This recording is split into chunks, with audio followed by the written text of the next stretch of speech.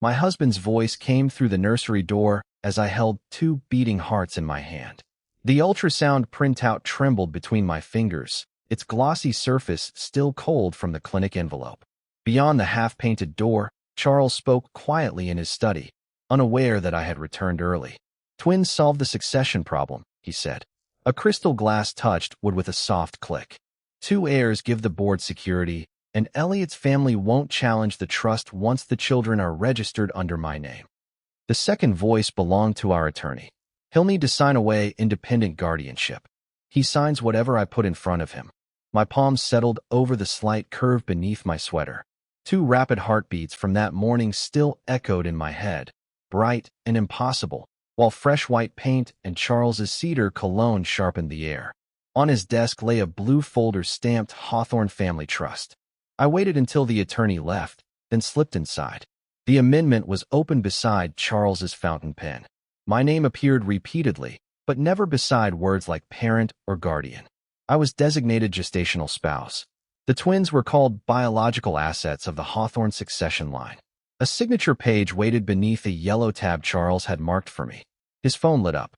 A message appeared from someone saved only as L. He still believes the nursery is for him? I read the answer Charles had already sent. Let him. He becomes manageable when he feels chosen. The refrigerator motor hummed in the kitchen. Somewhere below, an ambulance cut through Manhattan traffic, its siren fading between the towers. I photographed every page, returned the folder exactly as I had found it, and walked upstairs without switching on a light. Charles had chosen the nursery furniture, the obstetrician, and even the date we would announce the pregnancy. He had also insisted that my medical records remain in his office safe for insurance. The safe stood behind a framed wedding portrait. I knew the code, our anniversary. The lock gave a soft electronic chirp. Inside were my passport, clinic records, and the original ultrasound report confirming 2 healthy fetuses. Beneath them waited a draft petition declaring me medically unstable should I resist the trust agreement. My scent turned sharp enough that I could taste metal. I pressed my sleeve over my mouth, counted each breath, and put only the documents belonging to me into a canvas bag. Clothes could be replaced. Those papers could not. In the bedroom, the gold band resisted my swollen knuckle before sliding free. 5 years of polished promises left a pale groove around my finger. I placed the ring on Charles's signed guardianship petition, directly over the line where my consent was supposed to go. No note, no accusation, just an empty circle where obedience had been expected. At 11:42 p.m., Charles entered the shower. Pipes groaned behind the marble wall, and steam carried the bitter scent of his soap into the hallway. I pulled on my coat, tucked the ultrasound photographs against my chest, and took the service elevator down. Rain struck the awning in silver sheets. Tires hissed across black pavement, and cold water seeped through my shoes before the cab reached the curb. Penn Station, I told the driver. My voice sounded unfamiliar, but it did not break. As the skyline blurred behind wet glass, Charles called once, then again. I switched off the phone and removed its SIM card. Beneath my coat, one baby shifted, followed by the other. At the station, the departure board flickered above hundreds of strangers. I bought the farthest ticket I could afford with cash, Havenwood, one way. Then the platform tilted under my feet, and a familiar cedar and sea scent moved through the crowd toward me. The train lurched beneath a ceiling of jaundiced lights, and steel wheels screamed against the rain-slick rails. By the time Elliot reached the aisle, the carriage had narrowed into a tunnel of blurred faces and wet wool. His fingers closed around his seat back, but the vinyl slid beneath his palm. A cramp tightened low across his abdomen. Then the floor rose toward him. Strong arms caught him before his head struck the armrest. Cedar and salt cut through the metallic air, unmistakable even as the lights dissolved. Elliot. Only one man had ever spoken his name that softly. When Elliot opened his eyes, Adrian was kneeling beside him, one hand braced behind his shoulders and the other holding a folded coat beneath his head. Rain glittered across Adrian's dark hair. His jaw looked sharper than Elliot remembered, but the gray eyes fixed on him had not changed. A conductor hovered in the aisle while passengers whispered over the rhythm of the tracks. "I'm calling an ambulance at the next stop," Adrian said. No, Elliot seized his sleeve. The ultrasound envelope had spilled open beside them. Two grainy profiles showed beneath the fluorescent glare. Adrian looked once. His thumb tightened against the wool under Elliot's neck, then relaxed. No demand followed. No question about their father. How far along? 24 weeks. Adrian's gaze dropped to Elliot's abdomen as a second contraction of dizziness rolled through him. Twins. Elliot nodded. The admission scraped his throat raw. Adrian turned to the conductor. Bring water, something with sugar, and clear those seats. His tone shifted the carriage without rising. Bags moved. Bodies made room. Within seconds, Elliot was stretched across two seats with Adrian's coat around him and a cold bottle pressed into his hand. Adrian crouched in the aisle rather than crowding him. Sip. I can manage. Then manage this first. Elliot drank. The water tasted faintly of plastic, but the trembling in his fingers began to ease. Adrian opened a packet of crackers and placed it on the seat instead of feeding him. Even now, he left Elliot the choice. Outside, black fields flashed between curtains of rain. Inside, warmth gathered beneath the heavy coat. Carrying the scent Elliot remembered from charity dinners and boardrooms. 5 years of Adrian standing across crowded rooms, never coming close enough to cause trouble. Why are you on this train? Elliot asked. A muscle moved in Adrian's cheek. I was in New York. That isn't an answer. It's the one you need until you can stand without fainting. Elliot pushed himself upright. Adrian offered his forearm, not his hand, and let Elliot decide whether to take it. The babies shifted together under his ribs. Adrian noticed the movement, but kept his eyes on Elliot's face. I have a ticket to Havenwood, Elliot said. I don't have a hotel. I don't have anyone waiting. The confession left a colder silence than the rain against the windows. Adrian removed his phone, typed a message, then switched it off before Elliot could see the screen. You do now? Adrian, I have a house there. Empty, private, 15 minutes from the station. His voice remained measured, but his knuckles had gone white around the phone. No staff. No questions. You can lock the door behind me. Elliot studied the man his husband had called a rival for years. Adrian had seen the twins, understood enough to ask the cruelest question, and chosen not to ask it. The train began slowing, brakes grinding beneath the floor as Havenwood's platform lights appeared through the rain. Adrian stood and lifted Elliot's suitcase before he could protest. At the open door, sea-cold wind rushed into the carriage. Elliot remained on the threshold, one hand over the lives moving beneath his coat. Adrian stepped onto the platform, then looked back without reaching for him. Come with me tonight, he said. Tomorrow, if you want me gone, I'll leave, and no one will learn where you are from me. Rain swept sideways beneath Havenwood's iron awning, carrying the sharp smell of salt and wet timber across the nearly empty platform. Beyond the station lamps, the Atlantic was only a black presence marked by the low, relentless crash of waves. Elliot stepped down from the train without taking Adrian's offered hand. His shoes struck the slick concrete, and the twins shifted beneath his coat as if protesting the cold. One night, he said. Adrian lowered his hand. One night. A dark SUV waited outside, its interior warm and faintly scented with cedar. Adrian placed the suitcase in the back, then gave Elliot the keys before walking around to the driver's side. The small transfer of control felt deliberate. 15 minutes later, headlights swept across a weathered cedar house above the shoreline. Wind rattled the beach grass against the porch, while amber light glowed behind salt-streaked windows. There were no gates, cameras, or staff waiting to report his arrival. Adrian carried the suitcase inside, but set it beside the front door, leaving it within Elliot's reach. The house smelled of clean linen, old wood, and the sea. A fire burned low in the stone hearth. Fresh groceries filled the refrigerator. Prenatal vitamins stood unopened on the kitchen counter beside ginger tea and plain crackers. Elliot touched the vitamin bottle. You prepared this before the train. Adrian removed his rain-darkened coat and draped it over a chair. Water tapped steadily from the hem onto the hardwood. Yes. Then finding me wasn't an accident. Silence tightened around the ticking wall clock. Elliot took the house key from his pocket and placed it on the counter between them. Tell me the truth, or I leave now. This time, Adrian did not soften the answer. 3 days ago, I heard Charles had asked a private physician to certify that his pregnant spouse was incapable of making independent medical decisions. Elliot's fingers curled against the cold granite. Adrian continued before he could speak. I knew the claim was false. I also knew what Charles could do once that document existed. So I started looking for you. You followed me. I watched the stations after your name disappeared from the Hawthorne household schedule. I saw you enter Penn Station, but I stayed back because you were already running from one alpha who believed he owned your choices. The fire cracked behind them, scattering orange light across Adrian's face. I boarded the same train. I didn't expect you to collapse. Elliot pushed the key toward him. 5 years, and this is when you decide to interfere? Adrian stared at the small brass key, but did not take it. 5 years ago, I decided distance was the only honorable thing I could give you. His voice roughened, losing its practiced restraint. You chose Charles. I had no right to make your marriage harder because I loved you. The refrigerator hummed into the silence. Outside, a wave broke hard enough to tremble through the window panes. Elliot's hand slipped from the key. Adrian moved toward the door, leaving his phone on the entry table. The house is yours for as long as you need it. Lock every door after me. Tomorrow, I'll arrange a car under another name if you want to go somewhere else. His fingers closed around the doorknob. Wait.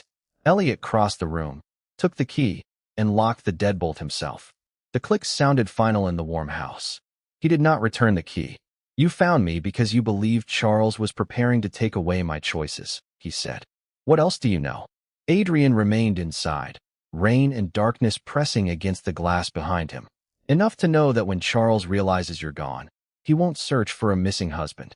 His gaze dropped briefly to Elliot's rounded abdomen. He'll search for 2 Hawthorne heirs. Elliot tightened his grip on the key.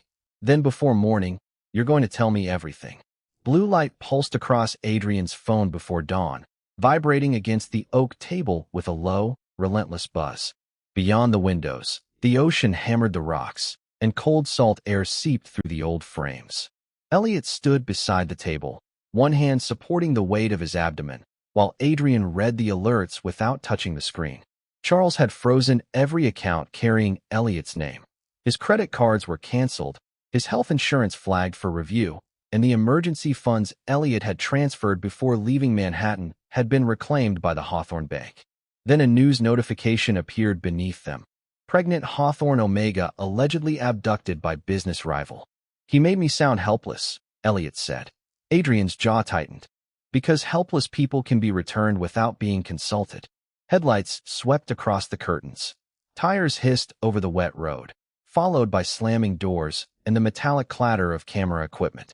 Within minutes, reporters crowded the gate, their voices cutting through the wind. They shouted Elliot's name, asked whether Adrian had drugged him, and demanded to know if the twins were in danger. Adrian reached for his coat. I'll move you through the rear path. No, Elliot took Adrian's phone and opened the live broadcast.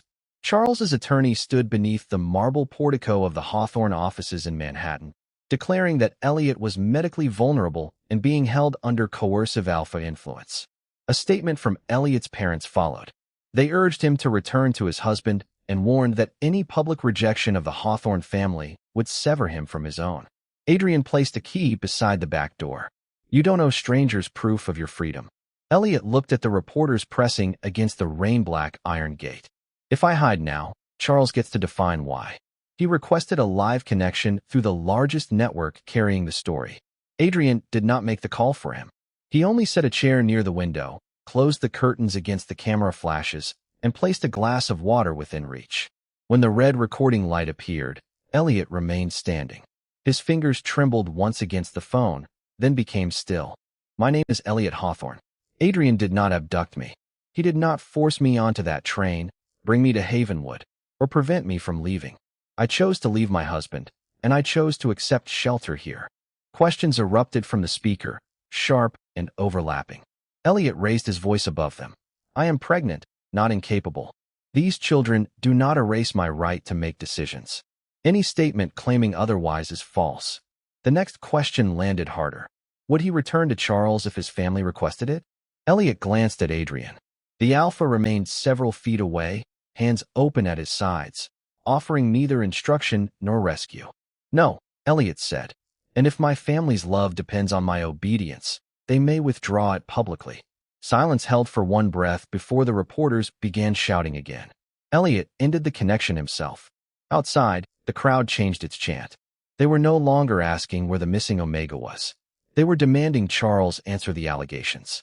Then Elliot's phone received one final message before the inactive service swallowed the signal. It came from the Hawthorne family attorney. Return by noon tomorrow, or Adrian's board will receive evidence accusing him of engineering the escape to destroy Charles. Elliot turned the screen toward Adrian as camera flashes flickered white through the curtains. By speaking, he had reclaimed his freedom and placed Adrian's entire company beneath Charles's knife. Noon was less than 30 hours away. Rainwater streamed across the smoked glass windows of Adrian's Manhattan headquarters, turning the city lights into silver scars. Inside the boardroom, the air smelled of coffee, damp wool, and polished walnut as 12 shareholders watched Charles's attorney place a sealed folder beside the chairman's hand. Mr. Vale has until noon to surrender Elliot Hawthorne, the attorney said, his voice crisp over the low hum of the ventilation system. Otherwise, this board must conclude that he orchestrated the disappearance of a medically vulnerable Omega to sabotage a competitor. Adrian remained standing at the far end of the table. He had refused to bring Elliot into the building, refused to use him as evidence, and refused the board's demand that he disclose the coastal address. The second hand on the brass wall clock clicked toward 11:40. Your protection is becoming indistinguishable from misconduct, the chairman warned. Step away from Elliot, or we remove you before the markets close. Adrian slid his company identification card onto the table. Then remove me. The doors opened before anyone could answer. Cold corridor lights spilled across the carpet, followed by Elliot in a charcoal coat, one hand resting beneath the curve of his abdomen. Camera shutters erupted behind him until building security forced the reporters back. Adrian crossed half the room, then stopped when Elliot raised his palm. You offered me a way out, Elliot said. You do not get to sacrifice yourself by sending me away. He walked to the table without taking Adrian's arm. Each measured step pressed water from his shoes into the carpet. Charles's attorney stood. Your condition makes this appearance inadvisable. Elliot removed a flash drive from his pocket and connected it to the presentation console. My condition is pregnancy. It is not consent. The screens brightened with copies of Charles's petition for medical guardianship, proposed trust documents naming the unborn twins as Hawthorne assets, and correspondence instructing a physician to describe Elliot as hormonally unstable after delivery. No fresh secret had arrived that morning. Elliot had carried the records from New York in the same envelope as his ultrasound photographs. Until now, they had been his escape insurance. Now he placed them where every shareholder could see them. The attorney reached for the console, but Elliot blocked his hand. Touch it, and the complete file goes to every newsroom outside. The room fell still except for rain ticking against the glass. Elliot faced the board. Charles expected me to return because threatening Adrian would be easier than defending these documents. I will not trade one Alpha's company for another Alpha's control over my children. He authorized the release with his own fingerprint. Copies went simultaneously to the board's independent counsel, a New York family court clerk, and the reporters waiting downstairs. Phones began vibrating around the table. The chairman opened the first file, read 3 pages, and pushed Charles's sealed accusation away as though it carried a stain. Pending independent review, no removal vote will occur. Charles's attorney's jaw tightened. You have just damaged the Hawthorne succession beyond repair. Elliot disconnected the drive. There will be no Hawthorne succession through my twins. Adrian's gaze held his, but he offered neither praise nor direction. Elliot had entered under his own name, produced his own evidence, and chosen the future Charles had tried to draft before the children drew breath. Then the chairman turned to Adrian. The company survives today, but Charles has filed under the marital control clauses. Evidence alone will not dissolve them. The clock struck noon, its chime deep and metallic. Charles had lost the boardroom, but the law still recognized him as Elliot's husband, and the documents capable of breaking that bond were not in Elliot's hands. The elevator bell rang through the hushed boardroom, followed by the dry whisper of steel doors opening. A courier entered beneath the cold white lights, carrying a black document case that smelled faintly of leather and rain. Elliot watched Adrian sign for it, his pen moving without hesitation. Those are the original marital filings, Adrian said, including the clauses Charles buried before your wedding. The Hawthorne family attorney stepped forward, polished shoes striking the marble. Those records belong to my client. Adrian rested one hand on the case. Not anymore. A notification sounded from the chairman's tablet. Then another. His face tightened as columns of figures filled the screen. Adrian, tell me you didn't transfer the Calder acquisition. The room's temperature seemed to drop. Calder Maritime was the company's largest pending deal, a port network worth billions and the cornerstone of Adrian's expansion. Charles had wanted it for years. Adrian slid the signed agreement across the table.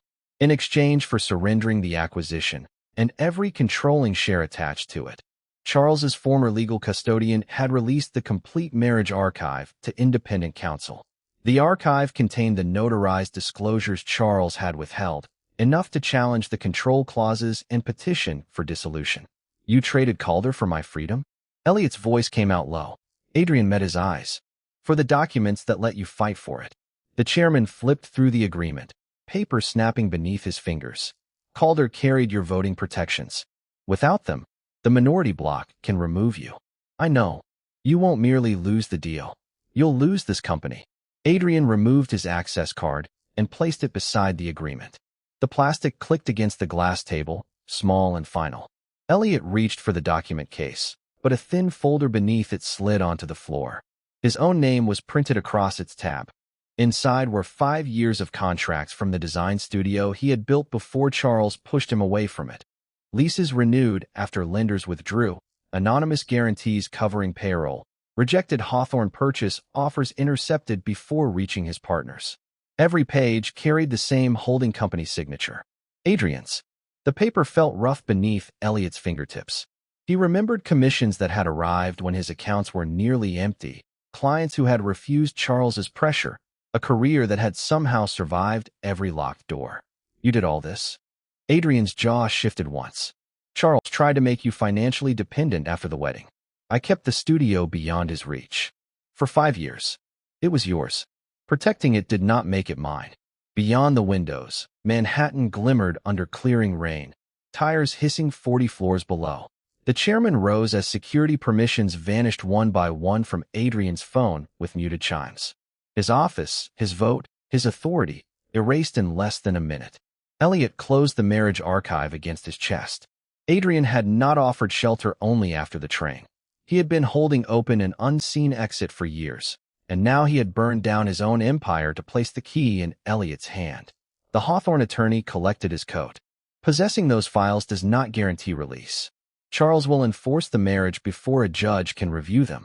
Elliot turned toward Adrian, but Adrian was staring at the darkened access card, no longer the man who could command an entire building with one call. On the back of the fallen studio folder, Elliot noticed a sealed envelope in Adrian's handwriting, dated exactly 5 years earlier. 4 more identical envelopes remained inside. Adrian took one step toward him. Those were never meant to reach you. Elliot placed his hand over them. Then tell me why you kept them.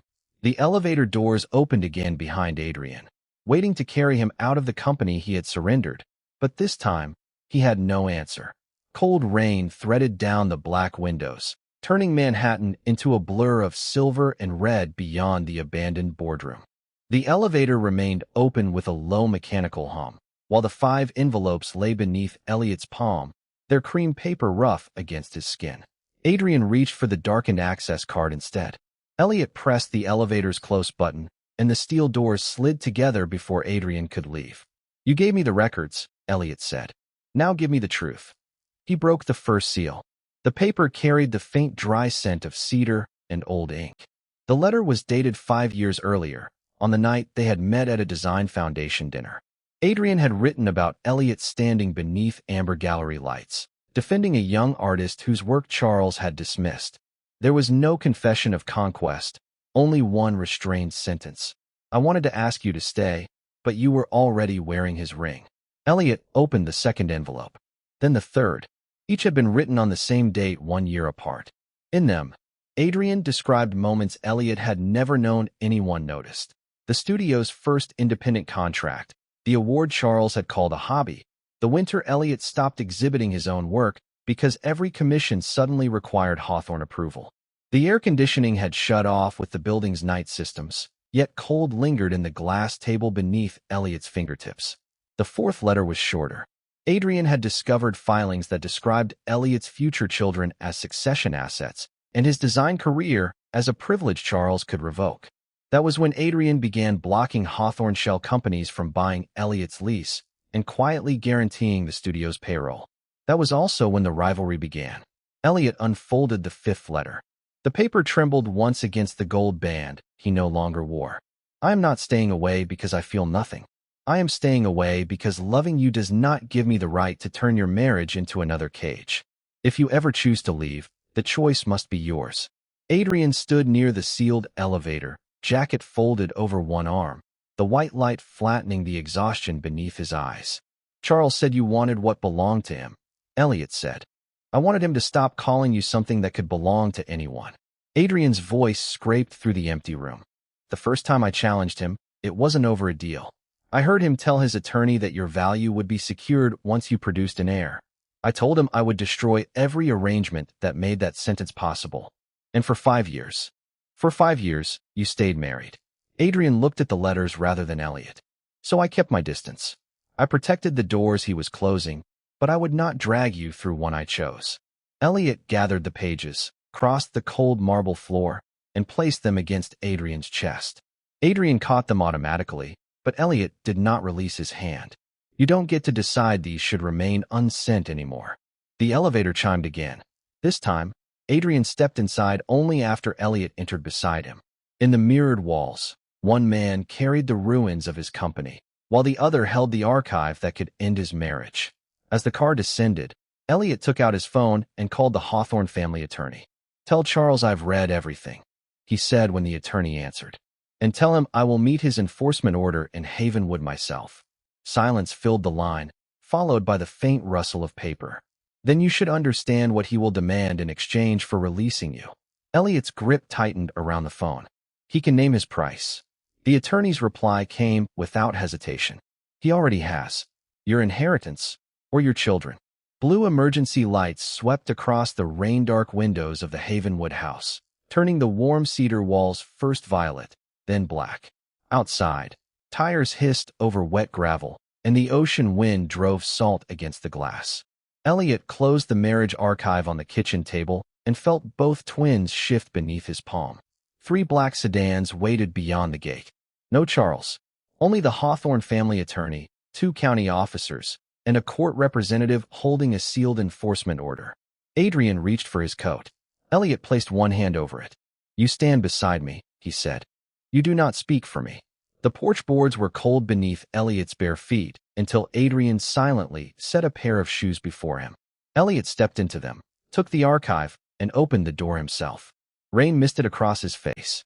The attorney remained beneath a wide umbrella, his polished shoes sinking into the softened earth.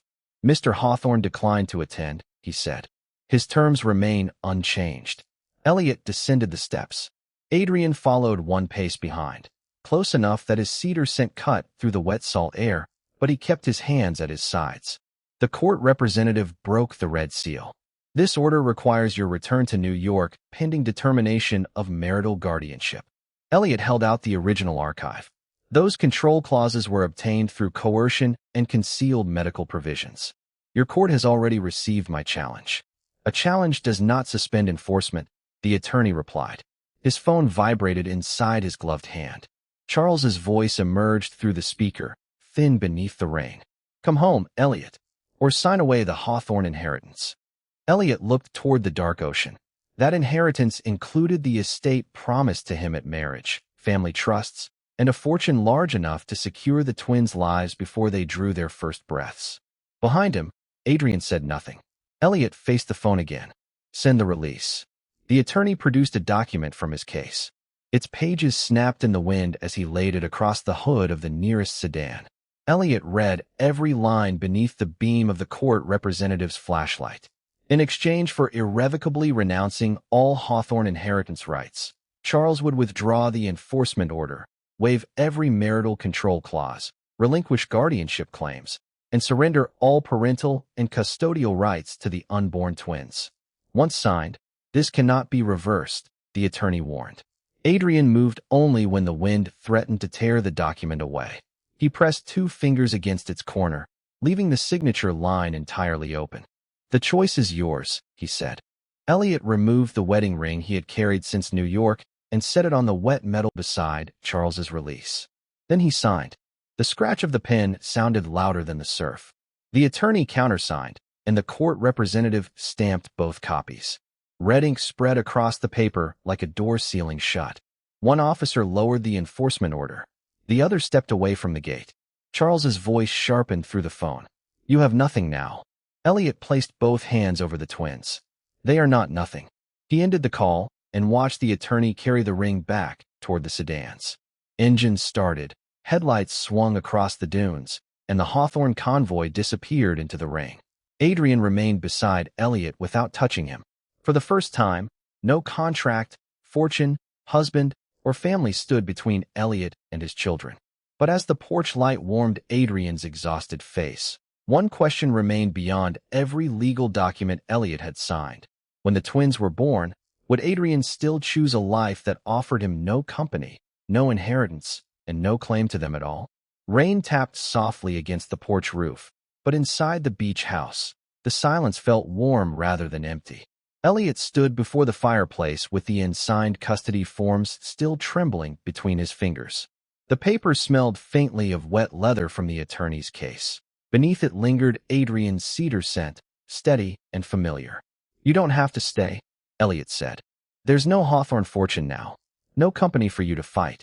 The twins will be mine alone under the law." Adrian crossed the room, then stopped several feet away. Even now, he refused to close a distance Elliot had not invited him to cross. "I know. You would have no claim if I changed my mind. I know that too." Adrian removed the signet ring that had once opened every door at Calder and set it beside the cold wedding ring mark on Elliot's hand. The metal struck the mantel with a quiet click. "For 5 years, I kept mistaking silence for respect. Then I mistook sacrifice for love because it was easier to lose everything than ask you for anything." His voice roughened. "So I'm asking now." Adrian lowered himself to one knee, not with a ring, but with both empty hands visible between them. "Let me earn a place in their lives. Midnight feedings, doctor appointments, fevers, school mornings. Every ordinary day after the dramatic ones are forgotten. Not because Charles surrendered his rights. Not because I paid for yours. Because you choose me, and because one day, I hope they will too." Elliot's grip loosened. The papers slipped onto the rug. For years, alphas had presented decisions as protection and contracts as devotion. Adrian offered neither. He offered uncertainty, work, and the right to be refused. Elliot stepped forward and placed Adrian's palm against the curve of his belly. One twin kicked hard beneath the wool of his sweater. A second movement followed, lighter but unmistakable. Adrian's breath caught, and his thumb remained perfectly still until Elliot covered it with his own. "I'm not giving you my children," Elliot said. "I'm choosing you to help me raise them." Dawn arrived pale and silver over Havenwood 3 months later. Wind rattled the hospital window while 2 newborn cries overlapped beneath the soft beeping of monitors. Adrian waited beside the door, his face colorless from a sleepless night, until Elliot lifted one exhausted hand. Only then did he approach. Elliot placed the smaller twin in his arms. Adrian held the baby as though strength meant learning exactly how gentle he could be. "Their father," Elliot whispered, watching him. "If you still want to be." Adrian bent over the child, tears darkening the blue blanket. "Every day they'll let me." Months turned the beach house into a map of chosen belonging. Bottles drying beside Elliot's sketch pencils, Calder's old signet ring tucked in a kitchen drawer, 5 letters framed above the studio desk, and 2 cribs positioned where morning light spilled across the floorboards. Adrian rebuilt no empire. He worked from a modest office near the harbor and came home before sunset, carrying groceries in one arm and whichever twin demanded him in the other. On the first anniversary of Elliot's freedom, they returned to the wet shoreline. Adrian offered no contract and made no promise on Elliot's behalf. Elliot took his hand first. Behind them, their sons laughed from a blanket in the sand, reaching toward both men without knowing anything about bloodlines, inheritances, or claims. Elliot had once been treated as the road to someone else's legacy. Now, with Adrian's fingers woven through his and their children calling for them from the golden edge of the sea, He understood that family was not the name that claimed you. It was the love you were finally free to choose.